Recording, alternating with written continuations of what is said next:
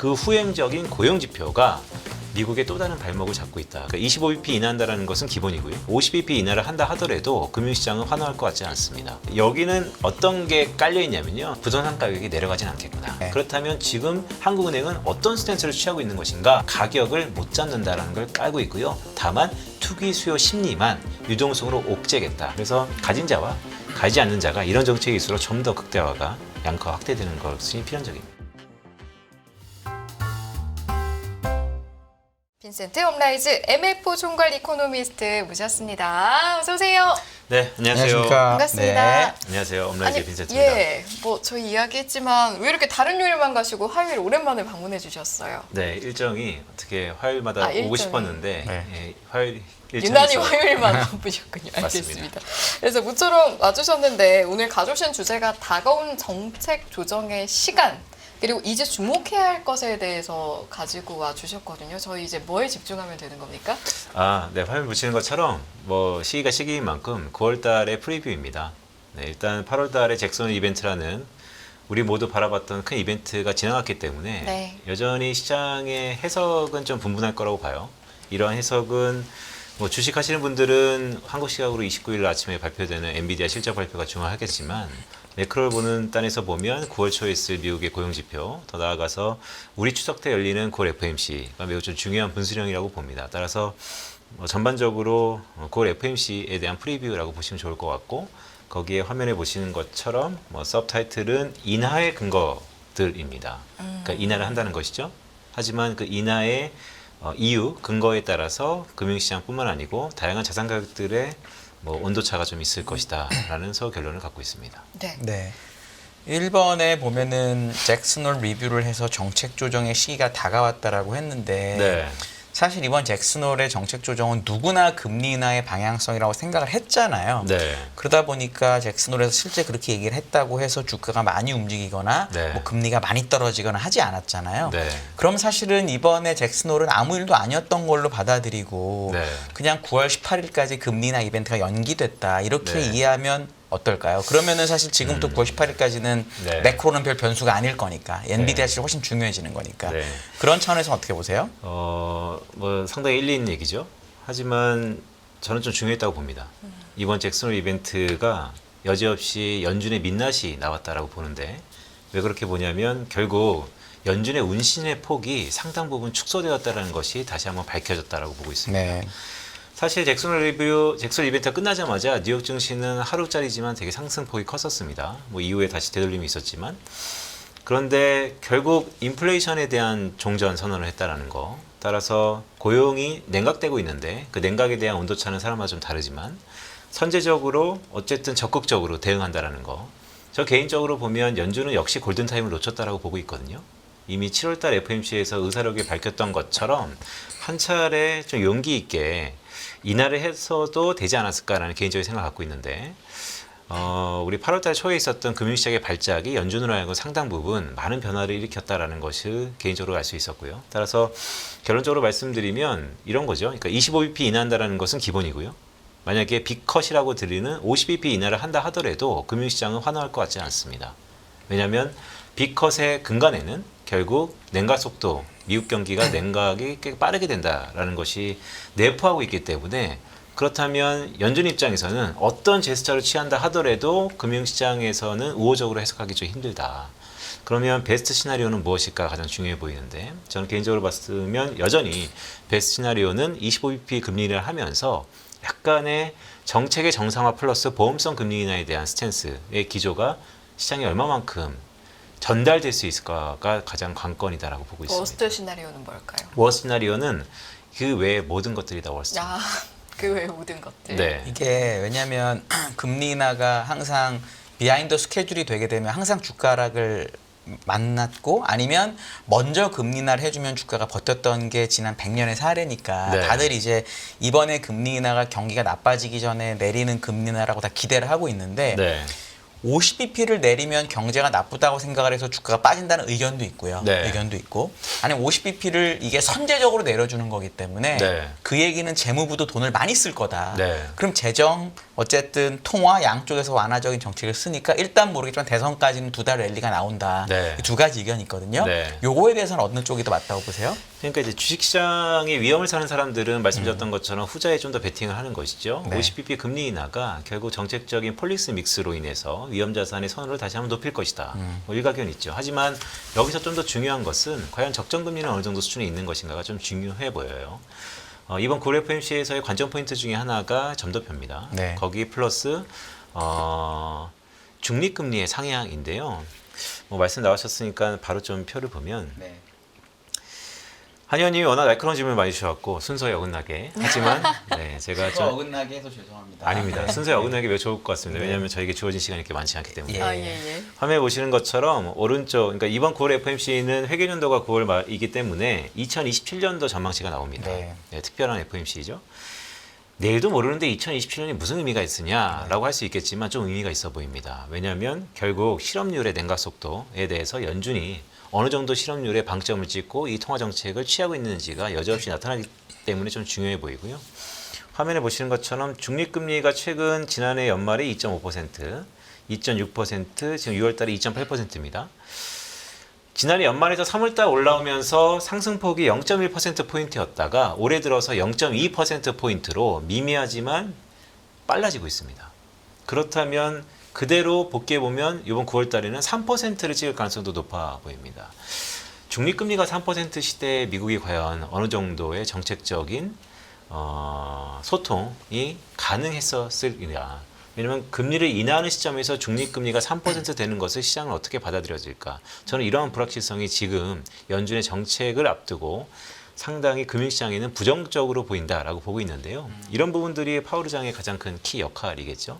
저는 이 중립금리가 3% 언더로 지킨다면 예를 들어서 한 2.9% 정도로 지난번에 상승 속도보다 좀 더 적게 지킨다면 금융시장은 좀 긍정적으로 해석할 가능성이 높아 보입니다. 근데 만약에 금리를 내리면서 중립금리를 올리면 네. 생각보다 미국의 잠재 성장률이 좋다. 네. 예를 들어 지금 GDP 나오고 숫자 나쁘지 않고 네. 8월 5일에 도대체 우리나라가 왜 230포인트 빠졌는지 모를 정도로 네. 미국 경제가 잘 돌아가고 있는데 네.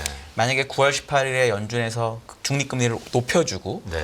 거기다가 그 기준금리를 낮춰주면 네. 이런 뜻일 수 있지 않을까요? 아 우리가 네. 경제는 나쁘지 않은데 지금 상황이 좀 어려우니까 금리를 잠깐 낮춰줄게. 그러니까 우리가 95년이나 네. 아니면 뭐 80, 뭐 이럴 때처럼 네. 아주 미세하게, 또 2019년처럼 네, 이렇게 보험성. 해줄 거라는 의도로 네. 볼 수 없을까요? 네, 그게 베스트 시나리오죠. 그러니까 네. 보험성 금리 인하를 그러니까 이게 설령 중립금리가 3이나 뭐 네. 얼마가 되든 간에 네. 이걸 그렇게 경제는 나쁘지 않구나 중립금리 올라가니까 네. 대신 금리를 낮춰주는 건 지금은 또 좋다고 뭐 이런 식으로 약간 그러니까 뭐랄까 긍정 회로를 최대한 풀리 돌려가지고 네, 네. 이렇게는 볼 수 없어요? 뭐 가능성은 있죠. 하지만 저는 그렇게 시장이 이해할까, 그렇게 받아들일까가 좀 의문입니다. 왜냐하면 IMF가 경제 전망을 이미 프로젝션을 보여주고 있죠. 네. 내년에 미국 경제가 2% 언더의 성장을 할 것이다. 네. 물론 리바이즈 되겠지만 그렇다면 올해 상승 속도보다 상당히 둔화되고 있고 네. 또한 지난 두세 번의 회의에서 파월 의장이 얘기하는 것은 이제는 인플레이션은 사실 좀 과하게 얘기하면 안 봐도 돼. 고용지표를 보겠다라는 것인데 고용지표가 내년 2월에 확정치를 봐야겠지만 상당 부분 하향 조정되고 있고요. 또한 그 하향 조정되는 섹터를 보시면 화면에 보시는 것처럼 네, 섹터가 또 그렇게 달갑지가 않습니다. 그러니까 미국의 자랑이라고 할 수 있는 정보통신 쪽에서의 하향폭이 크기 때문에 그렇다면 지금의 이러한 AI 투자의 트렌드는 신기루였나에 대한 우려도 있는 것이고요. 따라서 기본적으로 고용지표를 놓고 연준이 정책을 핀다라는 게 저는 허점인 것 같습니다. 왜냐하면 아시는 것처럼 고용지표는 후행지표이기 때문에 관련된 질문이 매우 중요한 포인트이기 때문에 이거 좀 말씀드릴게요. 미국의 경기 선행 지수가 있습니다. OECD에서 발표하는 실물 경제 한 6개월 정도 선행한다라는 것의 집합체죠. 실제 선행하냐라고 하면 선행합니다. 그런데 연준이 바라보는 고용 지표가 좀 중요해 보이는데 제가 ISM은 미국의 제일 중요한 소프트 데이터죠. 서베이 데이터입니다. 제조업과 서비스업이 있는데 그 세부 지표 중에서 고용만 따서 미국의 고용은 러프하게 보면 서비스업 비중이 한 80%가 넘기 때문에 제조업과 서비스업의 고용 비중을 가중평균해서 제가 지수를 하나 만들었어요. 그게 ISM 고용 추세 지수라고 보시면 됩니다. 보시면 고용은 후행 지표, 근데 연준이 집중하는 것. OECD가 발표하는 경기 선행 지수는 선행 지표. 그런데 최근의 흐름을 좀 보시면요. 선행 지표는 고개를 들었는데 고용 추세 지수가 하향되고 있습니다. 엇갈리고 있다는 것이죠. 이게 무엇을 의미하냐라 보면 과거에 2007년도에 비슷한 사례가 있었습니다. 제가 동그리뱅이 칠해놨는데요. 그러니까 금융위기 바로 직전이죠. 당시에 미국이 상당 부분 한 15개월 정도 기준금리를 동결하면서 선행지수는 올라가고 있는데 고용지표가 둔화되니까 말씀드렸던 것처럼 경기는 좋습니다. 하지만 실제 후행지표인 고용은 계속해서 악화되고 있었다는 것이죠. 최근에 이런 경우에는 어떤 일이 벌어졌느냐, 결국 보험성 금리 인하를 못하고 이때 급격한 금리 인하를 했습니다. 시장은 아직까지는 말씀드렸던 것처럼 2019년 케이스의 보험성으로 가는 것이냐, 아니면 지난 2007년도와 비슷하게 급격한 금리 인하를 할 것이냐, 아직은 어디 하나 무게를 둘 수 없는 모호한 블랙박스에 들어갔기 때문에 베팅을 못하고 있다라고 보고 있고요. 한 커플 고 FOMC에서 파월 의장이 그것을 끄집어내야겠죠. 하지만 위원님이 보셨던 것처럼 되게 긍정적으로 해석할 수도 있습니다. 하지만 과연 시장이 그것을 오롯이 받아들일 수 있을 것인가에 놓고 보면 아직은 좀 회의적이지 않나라고 보고 있습니다. 네. 요 그림 마지막으로 이제 하나만 더 여쭤보면 요 그림에 보면 네. 2004년 정도부터 이제 고용지표 ISM 고용 추세 지수로 만들어 주신 게 꺾였는데 맞습니다. 선행 지수는 그때부터 계속 올라갔잖아요. 맞습니다. 그럼 한 3, 4년을 장이 좋았다는 얘기인데 주식이 네. 이때부터 엄청 올랐으니까. 네. 그럼 우리가 주식이라는 거를 물론 10년, 20년을 보고도 하지만 네. 2, 3년의 랠리를 놓치는 건 너무 슬프거든요. 예를 들어 네. 나스닥이 98년 하반기부터 99년까지 2배 반 오를 때 네. 예를 들어 95년, 6년부터 주가 비싸다고 안 산 사람이 다 죽고 네. 99년에 주식 사다 망한 게 뭐 타이거 이런 데거든요. 네. 너무 훌륭한 투자자들. 네. 그럼 만약에 지금이 2007년이라고 해도 네. 지금 경기 선행지수 위치가 100에 불과하니까 네. 아직도 올라갈 룸이 많이 남았다고 하면 이 기간 동안에는 고용이 죽으면서 주가가 갈 수도 있잖아요. 네. 그런 거에 대한 생각은 어떠세요? 대부분 동의하는데 거기 위원님이 중간에 잠깐 말씀드렸던 것처럼 지금 OECD 경기 선행지수 중에서 뭐 좀 더 스페시픽하게 말씀드리면 선행지수는 세 가지 타입이 있는데요. 이것은 진폭을 조정한 경기 선행지수예요. 따라서 똑같은 레벨에서 지금 기준선이 장기 평균이 100이기 때문에 네. 지금 100보다 조금 올랐기 때문에 더 갈 룸이 있냐라고 네. 얘기한다는 것은 코로나 아니면 2008년 이전에 패권 경제 이전의 미국의 현재 사이클하고 똑같다라는 것이 근간에 깔려야 되는데 그때와 지금은 좀 달라졌죠. 그래서 레벨로 보는 것보다는 이제 기울기로 볼 가능성이 좀 높아 보이고요. 그런 의미에서 보면 말씀드렸던 것처럼 좀 오래 갈 수도 있죠. 오래 갈 수 그 누구도 모릅니다. 왜냐하면 엔비디아를 놓고 보면 이미 1년 동안 그 랠리를 놓쳤다라고도 볼 수 있죠. 하지만 실물 경제를 갖고 주식 투자를 한다는 것이 시점이나 타이밍이나 항상 어폐가 있지만 그래도 경기 침체에 대한 위험 신호로서 먼저 잡아낼 수 있는 순기능을 하기 때문에 그런 쪽에 좀 더 그런 쪽에 좀 더 방점을 두고 말씀을 드리는 거고요. 네. 말씀드렸던 것처럼 새로운 트렌드에서 AI 붐이 일어났는데 새로운 기업이 밸류에이션을 이겨내고 계속해서 성장한다. 5%의 고금리, 과거 0%에서 5배 정도 비용이 높아졌음에도 불구하고 그것을 밟고 계속해서 우상향한다. 그 누구도 그건 담보할 수 없는 트렌드이기 때문에 늘상 그런 부분은 놓칠 수가 있는 것이죠. 하지만 네. 지금 시점에서 연준의 고민이 인플레이션에서 고용으로 옮겨졌는데 제가 전달드리고 싶은 메시지는 그 후행적인 고용 지표가 미국의 또 다른 발목을 잡고 있다. 그래서 잭슨홀에서 저는 개인적으로 연준이 운신의 폭이 점점 줄어드는구나. 9월 달에는 QT를 중단하고 유동성 쪽에서 좀 더 숨통을 트이면서 금리를 낮추긴 할 텐데 시장은 계속 앞서가잖아요. 25bp가 중요한 게 아니고 올해 연말까지 몇 퍼센트 포인트 낮출 것이냐. 이미 테일러 준칙으로 보면 한 100bp 정도는 낮춰야 기본인데 연준이 과연 그 금리 인하 폭을 시장의 눈높이에 충족하면서 어떤 이유와 근거들을 댈 것이냐. 근데 지금 될 근거는 별로 없다. 네. 그렇기 때문에 시장은 아직은 좀 실망하는 거 아닌가라고 네. 보고 있는 것입니다. 네. 일단 중요한 질문 위주로 저희가 일부 시작하면서 다양한 또 수치들을 살펴봤는데 보니까 오늘 빈센트 이코노미스트께서 또 꽤 많은 그래프와 수치를 가져오셔서 네. 혹시 지금 문답을 주고받는 과정에서 소화하지 못한 수치도 있을까요? 사실 가장 핵심 질문을 먼저 주셨기 때문에 네. 제가 메시지는 딱 그겁니다. 연준이 잭슨홀 이후에 운신의 폭이 줄어들었습니다. 시장은 똑똑해졌기 때문에 그것을 보고 있습니다. 그게 해결되면 다시 한번 이제는 위험은 변수가 아닌 상수가 될 가능성이 높은데요. 그 공은 오롯이 파월 의장의 입에 달려 있습니다. 9월 초에 발표되는 8월달 고용지표를 다 주목하고 있죠. 왜냐하면 고용지표에 따라서 고용지표가 둔화되면 인하폭이 커질 것이고 고용지표가 좀 괜찮으면 적당히 인하하면서 괜찮겠지. 근데 저는 고용지표가 답이 아닐 거라고 봅니다. 왜냐하면 원래 후행지표고요. 또한 7월달, 8월달, 9월달 3분기의 고용은 계절적 성수기예요. 그래서 이전보다 좋아질 수밖에 없는 가능성 특에서 좋아진다 한들 25bp 금리 인하 안 할 것이냐 저는 할 거라고 봅니다. 따라서 고용지표도 마이너하게 되게 중요한 지표라고 모든 사람들이 얘기하지만 그 근간에 있는 연준의 운신의 폭이 줄어드는 거 오히려 위원님이 말씀하셨던 것처럼 중립금리가 야금야금 높아지면서 미국의 잠재 성장률은 괜찮아. 하지만 우리가 지금 인플레이션의 안정세를 확인했고 고용이 냉각되는 것이 침체가 아니야. 그렇기 때문에 보험성 금리 인하 2019년 우리가 성공했잖아. 그것을 아마 할 테니까 믿어줘. 라는 것이 시장이 환호한다면 그럴 더할 나위 없이 베스트 시나리오인데 시장은 조금씩 그거에 대해서 의문을 갖기 시작했다라고 네. 보는 게 가장 키인 것 같고요. 네. 요거 한번 좀 말씀드릴게요. 제가 바라보는 미국의 소비자 물가 상승률의 프로젝션 전망치입니다. 제 모형은 공급 위주의 모형이고요. 가정은 국제유가가 최근에 중동 전쟁으로 약간의 들썩임이 있지만 배럴당 한 76달러 수준에서 연말까지 지속된다고 봤을 때 이 파란색입니다. 미국의 소비자 물가 상승률이 이렇게 하다가 다시 꺾입니다. 그러니까 연말에 잠깐 기저로 튀는데요. 그 튀는 것이 별 의미 없어 보입니다. 그래봤자 3% 초반 정도에 형성될 것 같으니까. 자, 그렇다면 정말로 파월 의장의 얘기대로 소비자 물가 상승률, PC 다 똑같겠죠. 인플레이션에 대해서는 조금은 이제 한숨 돌린 미국.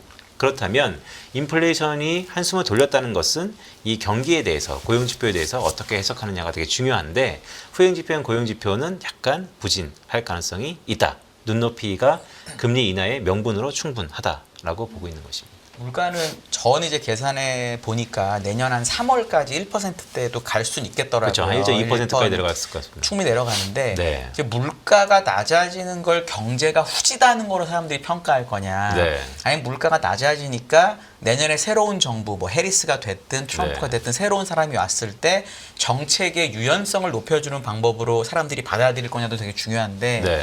사실 우리가 2022년 상반기에 미국 GDP가 연속 마이너스였거든요. 근데 경기 침체로 인지하지 않았잖아요. 거기 프레드에 가보면. 네. 그럼 내년 상반기에도 만약에 물가가 그렇게 많이 빠지고 네. GDP가 마이너스가 된다고 해서 네. 사람들이 그걸 경기 침체로 인지하고 네. 자산 가격을 뺄 거냐에 대한 또 퀘스천이 있거든요. 네. 그러니까 만약에 실제로 얘기하신 것처럼 9월이고 나쁘다고 해도 네. 그거에 대해서는 혹시 어떻게 보세요? 그러면? 일단 물가를 받아들이는 정의가 좀 다를 것 같습니다. 네. 그거부터 먼저 정의하고 갈까요? 주거비가요. 12개월 포워드를 갖고 약간 레그가 있죠. 그래서 내년에 물가는 낮을 텐데요. 체감 물가는 높을 겁니다. 주거비가 낮아지기 때문에 물가 전반적인 레벨은 낮아지겠지만 많은 비중을 차지하는 주거비 외에 식료품이나 다른 것들은 오를 가능성이 높습니다. 그렇다면 실생활 소비에 즉각적으로 부정적인 요인이 있을 거라고 봅니다. 올해와 좀 다른 거죠. 레벨은 낮은데 왜 이렇게 물가가 높을까라고 보면 실생활, 거주비를 제외한 다른 것들이 높을 가능성이 높아서 그렇다면 이 낮은 물가를 미국의 소비에 경제에 과연 플러스 요인으로 100% 우리가 오롯이 받아들여야 되는 것인가에 약간 이견이 있을 것 같고요. 그 이후에 보면 말씀드렸던 것처럼 해리스가 되건 아니면 트럼프가 되건 정책을 긍정적으로 필 가능성이 높기 때문에 왜냐하면 누가 되든 어쨌든 초입에는 경제를 부스팅하기 위해서 지금 IMF 전망이라면 내려가는 기로에 있으니까 내려가는 속도를 좀 더디게 하든지 이왕이면 왕창 돈을 써서 그 추세를 틀어보고 싶다라는 욕심도 있겠죠. 그렇다면 무리를 하게 될 텐데 그렇다면 정책에 대한 기대가 모든 사람들한테 더 반영이 되겠죠. 그래서 아마 11월, 12월 넘어가는 그 시점에서 정책에 대한 기대는 다시 한번 하이라이트 될 것 같습니다. 그래서 그런 것들 때문에 위험 자산 가격 변수, 특히 주식이 반응한다면 긍정적으로 반응하겠죠. 하지만 그것도 또한 변수 아닙니까? 그래서 역사적으로 네. 이렇게 행정부가 바뀔 때 어떤 패턴은 어떻게 좀 분석을 하고 계십니까? 행정부 얘기하기 때문에 매우 중요한데요. 네. 이번에 사실 대선이 중요하죠. 백악관의 주인공이 누가 되느냐. 하지만 그 이면에 있는 의회 주인이 누가 되는 것도 되게 중요한데요. 이전과 이후가 달라진다라고 하면 역시 통과 의뢰, 시행착오는 분명히 있겠죠. 하지만 파란색이 되던 빨간색이 되던 누가 되더라도 이번에는 정책을 많이 필 원년입니다. 초년이기 때문에 좀 더 긍정적으로 보는 시각이 있죠. 그렇기 때문에 말씀드렸던 것처럼 연준이 금리를 인하하기 시작했다. 금리 인하에 대한 베팅에 대한 전략이 있고 두 번째 초입이기 때문에 초년이기 때문에 해리스가 되던 트럼프가 되던 정책을 많이 필 거다. 네, 그렇다면 긍정적인데? 라는 시각도 있는 거죠. 그렇다면 벌써 올라야겠죠? 그럼에도 불구하고 우리는 왜 쉽게 버튼을 누르지 않는가라고 한다는 것은 우리 요즘에 유행하고 있는 선반영, 그다음에 이 모든 것들이 이젠 더 이상 긍정적인 요소가 조금씩 떨어지고 있다라는 불안감이 있는 것도 사실입니다. 네. 대통령 선거 요 내용에는 없는데 요거 너무 질문하고 싶어서 시간이 많지 않으니까 네. 대통령 선거 역사적으로 제가 100년을 보니까 네. 이런 경향이 있더라고요. 항상 이건 뭐 법칙은 아닌데 절대 네. 대선 전에 주식이 빠지면 네. 대선 끝나고 막 오르고 네. 대선 전에 주가가 오르면 네. 대선 끝나고 좀 빠지고 이렇더라고요. 네. 네. 누가 되든 상관없었는데 네. 네. 그렇게 말씀하시니까 자꾸 누르고 싶은 왜냐하면 본능이 갑자기. 2020년에도 네. 9월, 10월 주가가 생각보다 많이 빠졌습니다. 네. 미국이. 근데 이제 11월부터 바이든이 되고 무지하게 올랐거든요. 사실은. 이번에 만약에 근데 이번에 유일하게 다른 점은 해리스는 초임 대통령이고 네. 트럼프는 재선이잖아요. 네. 그러니까 해리스는 내가 대통령이 되면 한 번 더 할 수 있으니까 네. 조금 더 뭔가를 하려고 할 거고 네. 트럼프는 이번이 끝이니까 네. 뭔가의 업적을 만들려고 할 수 있는데 네. 그런 차원에서 해리스가 되는 게 유리하다라고 생각하는 분들도 있더라고요. 네, 네. 요거에 대해서 혹시 왜냐하면 보통 일반적으로는 트럼프가 친기업이니까 좋다고 생각하는데 네. 또 반대편으로 이렇게 생각하는 것도 있어서 네, 네. 요거에 대해서 혹시 어떻게 생각하세요?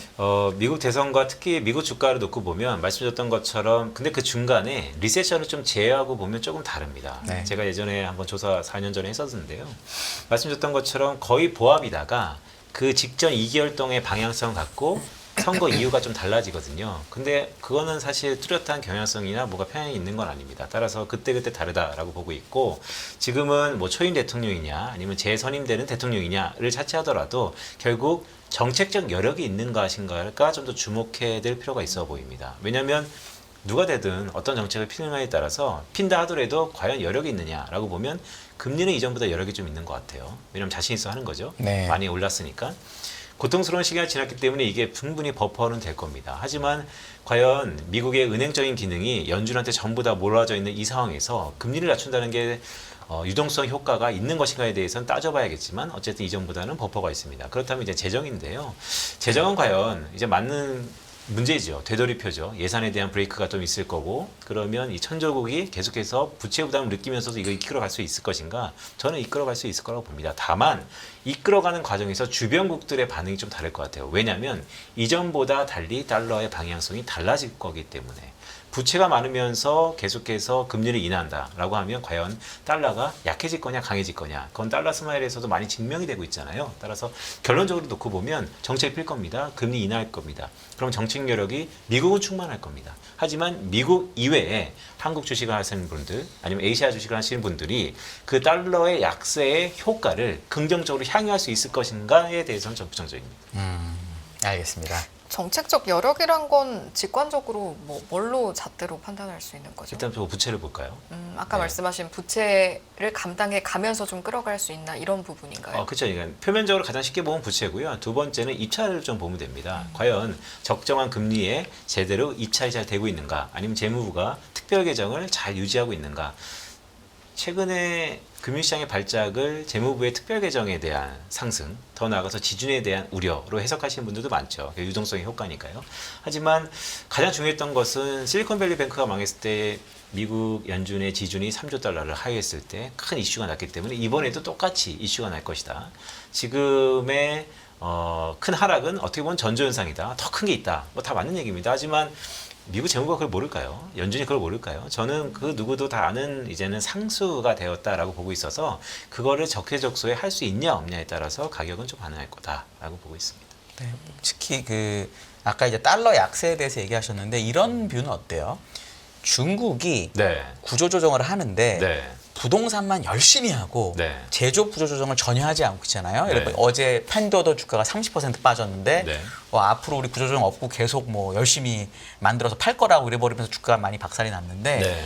중국이 제조업 구조 조정을 안 하면 네. 미국이야 뭐 아무 문제 없죠. 중국 거 사다 쓰면 되니까. 네. 근데 중국과 제조업을 경쟁하는 뭐 다른 주변국, 우리나라는 뭐 경쟁까지는 안 하지만 이런 국가들은 결국 기업의 체력이 네. 떨어져 가지고 네.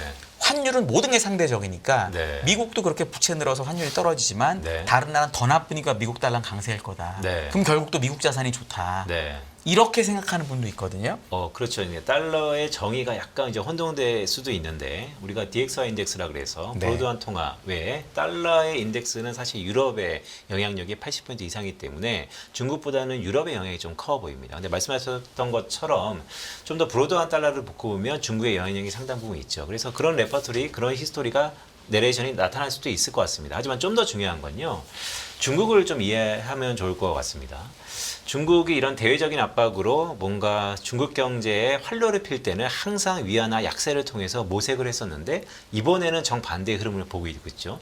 위안화 캐리 현상까지도 기사에 가시거리로 나오는 것처럼 그만큼 위안화의 강세, 더 나아가서 안정성이 나타나고 있다는 거 아닙니까? 하지만 저는 이거 오래 못 갈 거라고 봅니다. 왜냐하면 결국 경제 구조라는 게 중국이 다시 한번 정상 상태로 가려면 내수 아니면 쌍순환인데 결국 누가 되더라도 미중 무역 분쟁이 좀 더 불거질 가능성이 높고 그렇다면 다시 한번 지금 부동산이나 부채 때문에 그에 대한 정책을 쉽게 필 수는 없지만 위안화는 다시 한번 약세 압력이 좀 높아질 것 같다. 그래서 말씀드렸던 것처럼 달러가 강하냐에 놓고 보면 위안화 약세 때문에 강할 수 있지만 기본적으로 중국 경제의 어떠한 부진으로 인해서 안전자산 달러밖에 없어라는 측면에서 달러가 강할 것 같지는 않다라는 말씀을 좀 드립니다. 네. 알겠습니다.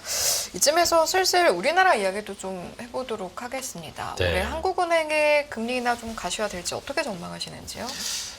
이번 금통위에서 한국은행도 금리 인하 카운터다운이 시작됐다라고 저는 말씀을 드리고 있는데요. 그런데 내부 금통위원들 총재를 보면 안에 상당히 이견들이 많은 것 같습니다. 뭐 용산에서도 이례적으로 좀 불편하다라는 신기를 거는 것 같고요. 금리를 동결해서. 네. 그러니까 뭐 경제 성장률도 낮췄고 여기 왼쪽 차트에 보시면 이거 한국은행에서 공식적으로 발표한 프로젝션입니다. 2024년 올해 하반기부터 내년까지 수출에 대한 성장 기여도가 줄어요. 그러니까 이제 전반적으로 금리 인하 명분은 다 깔아놓은 거죠. 그러면서 총재는 무슨 얘기했냐면 앞으로 이제 미국은 9월, 11월, 12월, 한국은행은 10월, 11월인데 10월은 건너뛰겠다. 왜냐하면 가계부채 오른쪽에 보시는 것처럼 이제 뭐 스트레스 DSR뿐만 아니고 공급제체, 수요제체 다 해서 어쨌든 옥죄겠다. 이게 가시화되려면 적어도 10월은 아닌 것 같다. 그럼 이제 모든 사람들이 그럼 11월에 하겠네. 그런데 11월에 미국의 주인이 누가 되느냐에 따라서 네. 자칫 올해는 못할 수도 있다라는 것이 또 한 번 소수 의견으로 모락모락 나타날 것 같습니다. 그래서 저는 결론적으로 보면 11월에 한 차례 하는 게 맞는 것 같습니다. 그런데 자칫하다가는 한국은행의 골든타임이 놓칠 가능성이 높다. 올해 못할 가능성이 있다라는 것도 상당 부분 하이라이트 될 것 같고요. 화면에 보시는 것처럼 이게 재밌는 게 2021년에 한국은행이 7월 달에 미국보다 6개월 먼저 기준금리 인상을 선제적으로 했습니다. 이 부분은 계속해서 화제될 것 같습니다. 한국은행이 상당히 용기 있는 경달이었고 그렇기 때문에 다른 국가들에 비해서 한국의 체력이 기본적으로 있었다라는 것에 뭐 믿어 의심치 않습니다. 그런데 인하는요 후행적으로 할 것 같습니다. 화면에 보신 것처럼 연준은 2024년 올해 9월 달에 할 가능성이 거의 99.9%로 높아진 상황에서 한국은 올해 10월 아니 11월 아니 올해 못할 수도 있는데 그럼 즉각적으로 이제 환율이 반응하는 것이죠. 그래서 큰 얼개로 보면 패러다임 변화성에서 달러 환율은 1,200원이 아닌 이제 1,300원 선에서의 위아래 스탠다드 디비에이션 표준 편차로 변동이 될 것 같습니다. 그런데 유독 지난달부터 그러니까 8월 중순부터 9월 한 중순까지는 원화가 꽤 강세가 되고 있죠. 그래서 이런 흐름이 한국은행의 금리 인하에 대한 시점이 뒤로 밀리면서도 상당 부분 원화 강세 압력이 조금은 이전보다는 강해질 수 있겠다라고 보고 있습니다. 금리 인하를 안 하는 원인으로 이제 가계대출하고 이런 걸 얘기를 많이 하잖아요. 네. 근데 여기 데이터 주신 것처럼 우리나라 가계대출 증가율이 YOY로 뭐 6, 7% 왔다 갔다 하는데 네. 가계대출은 명목이잖아요. 네. 근데 우리나라 명목 GDP 성장률이 뭐 한 4, 5%는 나오잖아요. 물가가 있으니까. 많이 높아졌으니까요. 그럼 명목 GDP 성장률 수준보다 조금 높은 가계대출 성장률인데 네. 이걸 근거로 대출이 많이 늘어서 금리를 못 내리겠다는 말에 대해서는 어떻게 평가하세요? 이거는 좀 더 데이터를 어떻게 보냐에 따라 다른데요. 되게 좋은 질문입니다. 가계부채는 한국은행에서 통계에서 신용대출이 있고 또한 이제 국민계정상에서의 가계대출이 있는데요. 우리나라의 가계대출의 문제는 생활자금 대출보다는 부동산 대출이기 때문에 이솔님이 가계대출 이꼴 부동산 가격 상승으로 인식되기 때문에 상당히 이제 문제 있는 것이죠. 글쎄 문제라는 얘기가 뭐 적당한지 모르겠습니다. 부동산을 갖고 있는 사람들과 갖지 않는 사람들에 대해서 온도차가 있는데 당위적으로 얘기하면 좀 어려움이 있죠. 사람마다 다르니까. 그렇죠. 네. 그래서 통계를 잘 봐야 되는데 사실 가계대출보다는 부동산 가격 상승입니다. 가격을 어떻게 잡겠습니까? 가격은 보이지 않는 손해에 의해서 결정되니까요. 하지만 유동성에 의해서 심리는 꺾을 수 있다는 것이죠. 지금 심리를 꺾겠다는 것입니다. 근데 그 심리가 좀처럼 꺾을 수 있을까요? 왜냐하면 전 세계 금리가 이제 내려가기 시작하는데 한국에 물론 한국 정부를 무시하는 건 아닙니다. 하지만 전 세계 큰 얼개가 비용이 이제 줄어들고 있는데 한국에서 부동산 심리를 줄이려고 가계부채 유동성을 옥죄다? 그러면 과거에 잘 아시는 것처럼 이제 어떤 일이 벌어지냐면 해외에서 자금 빌려다 갖다 쓰기 시작해요. 네. 네, 우리 엔화도 참 문제가 있었고요. 그래서 저는 이런 이제 부작용이 있을 것 같다라는 생각도 있습니다. 그냥 여기 그림에 보니까 24년하고 25년의 경제 성장을 프로젝션해 놓은 걸 보니까 네. 내수가 매우 회복되는 걸로 들어 있잖아요. 맞습니다. 이거는 결국은 금리를 낮추거나 네. 또는 이미 10년 물금리 많이 낮아져 있긴 하지만 네. 시중금리를 어떻게든지 더 끌어내린다라는 걸로 전 해석이 되는데 네. 그럼 말하고 행동이 다르잖아요. 네. 행동을 믿어야 되는 거 아니에요? 금리를 바로 10월에 왜냐하면 네. 내수가 이렇게 좋아진다고 주장을 하고 있는 거니까 한국은행에서. 네. 네. 그건 어떻게 봐야 돼? 그럼 10월에 전격적인 인하가 혹시 있을 수 있는 거 아니냐? 왜냐하면 9월 18일에 연준은 금리를 99.9% 내릴 것 같으니까. 네. 네. 한국은행이 물론 충격 반응이죠. 연준의 행태를 보고 반응한다라는 게 딸려 있고요. 왼쪽 차트에 보시는 것처럼 생각보다 수출의 기여도가 줄어드니까 내수가 되게 좋아 보이죠. 그렇게 주장하고 있잖아요, 지금 한국은행이. 맞습니다. 그러니까 전반적으로 우상향하는 게 트렌드가 네. 크고요. 그런데 이 내수를 따져보면 결국 소비냐 아니면 투자냐 아니면 그 외에 다른 재고냐라고 놓고 봤을 때 소비 쪽에서 상당 부분 중요하게 하이라이트 할 것 같습니다. 여기는 어떤 게 깔려 있냐면요. 경제 전망을 오랫동안 했던 저 입장에서 딱 보면 부동산 가격이 내려가진 않겠구나. 네, 왜냐하면 부동산 가격이 이렇게 내려가면 내수의 기여도가 이렇게 높을 수는 없죠. 네. 그렇다면 지금 한국은행은 어떤 스탠스를 취하고 있는 것인가라고 보면 결국 가격을 못 잡는다라는 걸 깔고 있고요. 다만 투기 수요 심리만 유동성으로 옥죄겠다. 그런데 가계대출은요. 핀셋 규제가 가능할까요? 저는 부정적이라고 봅니다. 네. 그렇기 때문에 서민들이 훨씬 더 힘들어지는 국면이 올해 하반기에 있을 것 같고요. 그래서 가진 자와 가지지 않는 자가 이런 정책일수록 좀 더 극대화가 양가가 확대되는 것이 필연적입니다. 왜냐하면 대출 같은 경우는 예를 들어 나는 집을 못 산 사람인데 네. 자기 돈으로 집을 못 사잖아요. 그럼 나는 이제 새로 대출을 받아가지고 집을 사고 싶은데 네. 왜 나의 앞에서 대출을 막냐라고 하는 그 강력한 논리를 네. 어떻게 이겨낼 거냐에 대한 거는 혹시 어떻게 생각하세요? 집을 사는 데 있어서 네. 보통 우리가 LTV가 한때는 60% 네. 그럼 뭐 마이너스 통장 다 해서 한 60%는 갖고 있어야 집을 사는 거죠. 네. 그럼 평균 지금 수도권에서 한 10억 정도 미디엄 값이라고 보면 네. 한 6억 정도는 갖고 있어야 집을 삽니다. 근데 10억짜리 집을 사고 싶은 사람은 없죠. 다들 뭐 로또 청약이라 그래서 2, 30억을 보고 있죠. 그렇다면 살 수 있는 그 레인지 범위가 벗어나는 지역들 흔히 우리가 강남 3구라고 얘기하는데 갑자기 부동산 시간 아니지만 네. 그래서 그 지역의 동사도 잘 하시니까. 예. 그 지역의 가격이 되게 내려가 조용하니까. 예. 그 지역의 가격이 내려갈 것 같지 않습니다. 네. 왜냐하면 말씀드렸던 것처럼 옥죄면요 바라봤던 예전에는 5억, 10억을 빚져서 살 수 있는 한번 타진해 볼 수 있는 그 가격대를 이제 벗어나잖아요. 그럼 이제 그들만의 리그에서 이미 수급이 결정되었기 때문에 그게 안 빠진다라고 한다면 다른 데 상대적 박탈가 포모 현상이 엄청나게 심해지겠죠. 강남 3구 일부를 제외하고 다른 쪽에서는 변동성과 하락폭이 커지면서 강남 3구만 계속해서 버틴다. 그럼 그게 내수에 어떻게 작용되느냐? 그러면 아이러니컬하게도 상위 1%, 상위 10%가 갖고 있는 소비 여력이 그래도 버틸 것이다. 이게 한국은행이 갖고 있는 기본적인 전망의 기조인 것 같습니다. 알겠습니다. 저희 오늘 미국은 미국대로 또 우리나라는 우리나라대로 각각 어떤 부분에 좀 주목해야 하는지를 짚어주셨고 또 여러 가지 지표들을 보여주셨는데요.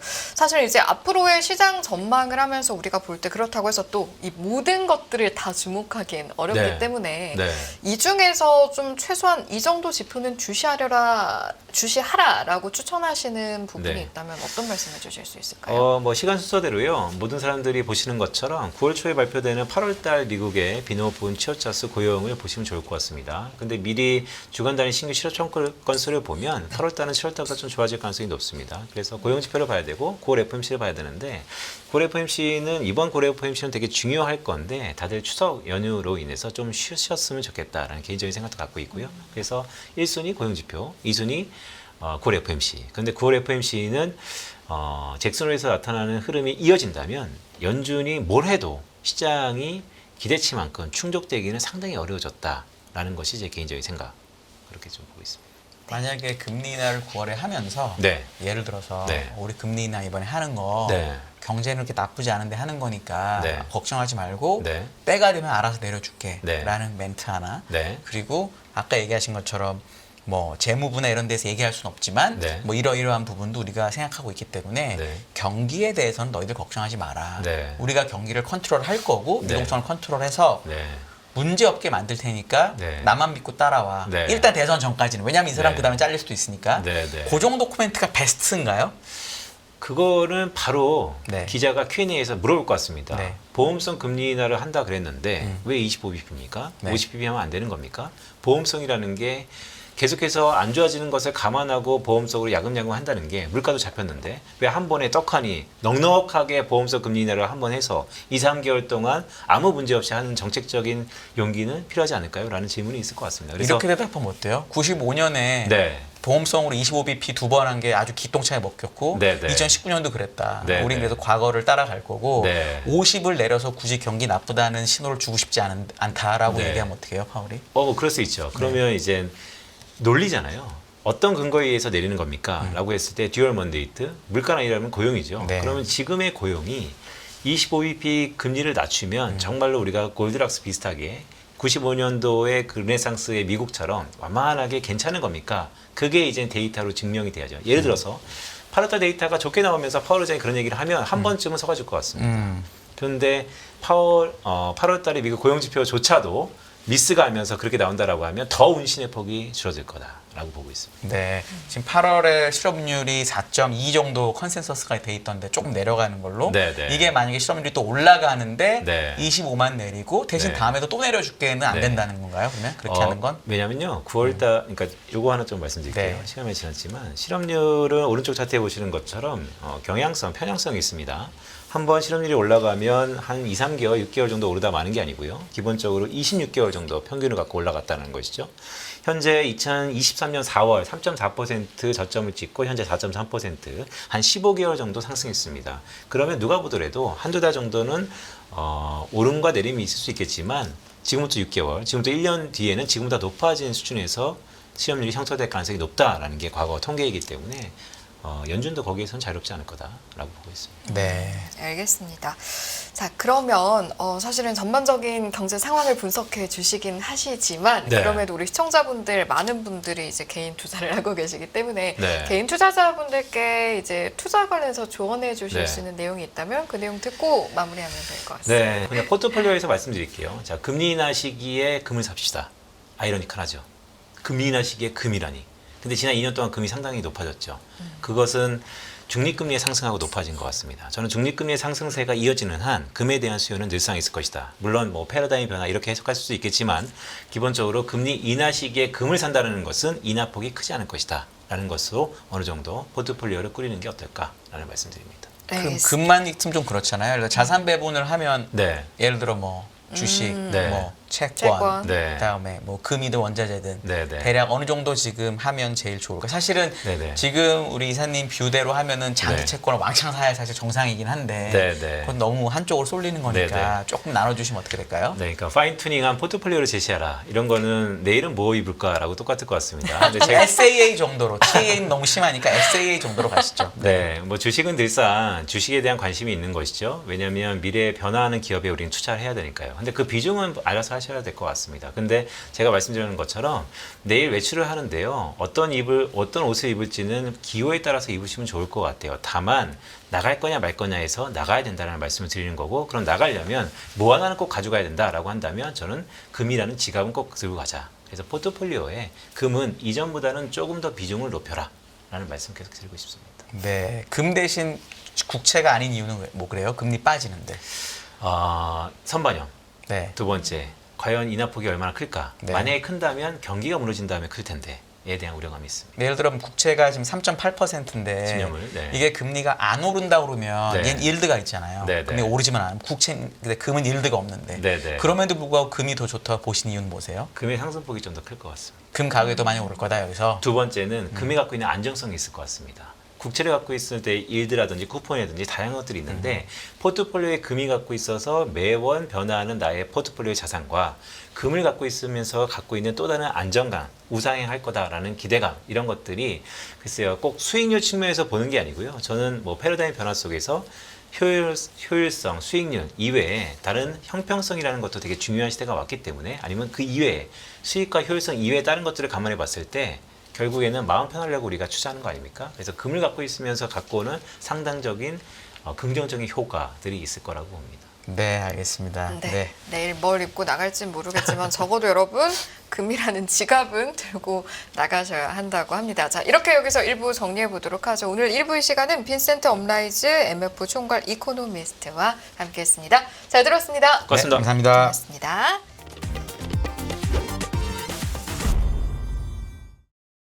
안녕하세요. 이승입니다. 더 많은 영상을 보고 싶으신 분들은 화면 오른쪽에 있는 구독 버튼을 눌러주시기 바랍니다. 그리고 영상을 보시면서 좋아요는 필수인 거 아시죠? 항상 인포맥스 라이브를 사랑해 주셔서 감사합니다.